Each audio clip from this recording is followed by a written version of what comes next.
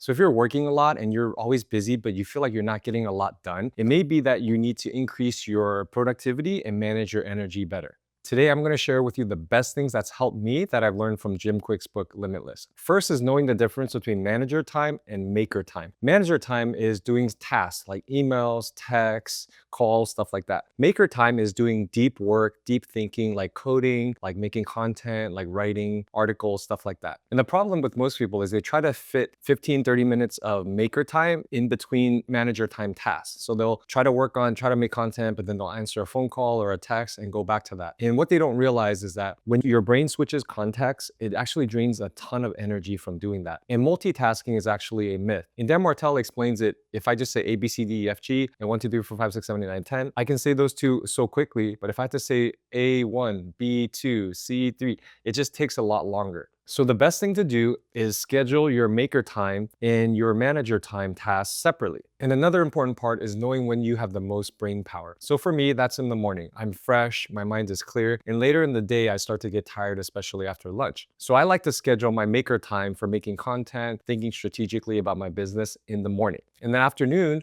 I'll respond to texts, I'll do my meetings because I can do meetings when I'm 50 or 75% brain power capacity. And a big part of all of this is understanding flow state. When you get into flow state, you're in the zone. Ideas and creativity flows, everything feels effortless, you lose track of time. And studies show that when you're in flow state, you can be up to 5 times as productive as normal. So now if you take your 100% work week, and even if you take 20% of that and make it into flow state work, and you multiply that by 5, that's basically 100%. So you can almost double your productivity when you spend at least 20% of your week in flow state. The key to getting in flow state is that it takes you anywhere from 15 to 45 minutes to get in there, for your mind to settle, for you to remove all distractions. So number one is you want to protect that time by turning off all your notifications and alerts. Don't check your emails.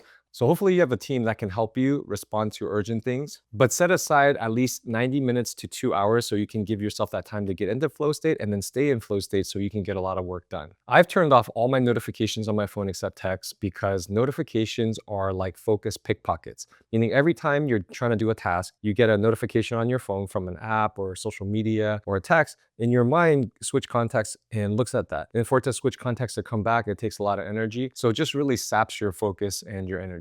Another key to managing your energy is taking a brain break every 30 minutes to an hour, because our brain and our energy level drops because a lot of times we're working and we're not breathing well because we're hunched over and we're cramping our diaphragm. And using our diaphragm to breathe is the best way to get the most oxygen into our brains. Our brain is an energy hog. It needs oxygen, it needs water, and even a 2% dehydration can reduce your brain function by 30%. So make sure you're always drinking a ton of water. So what Jim recommends is that every 30 minutes to an hour, take a 5-minute brain break. Don't check emails or texts or anything, but do some physical movement because your brain's job is to regulate your body. And when you move, you're pumping the blood, which carries the oxygen to your brain. And also the right side controls your left side of your body, your left brain controls the right side. So Jim recommends doing something called brain yoga, where you're rubbing your earlobes crossed like this and doing squats and inhaling, exhaling up top.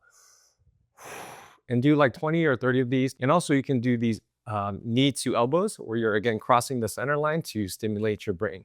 And 2 other things to improve your productivity is air quality. Studies have shown that 30% of strokes happen because the air quality is poor. So get an air purifier. You can get a cheap one on Amazon and make sure the air quality you breathe is good. The second thing is to declutter your surroundings. This includes, of course, your workstation, your desk, but even your room. Because what happens is when there's clutter around, it creates a stimulus that your brain has to pay attention and process. And it's probably thinking, I should clean that up, but then you don't do it and you just leave it there. But every time you see it, it sends the same signal. So it's sapping your brain energy, just like when your phone has a lot of apps open. So application for this is take 30 minutes, look at your calendar and schedule in your maker time and find ways to protect it so you're not distracted, so you can get a lot more done. Get an air purifier if you need to, declutter your space, and start taking brain breaks, and you'll see your energy level and productivity go up a lot.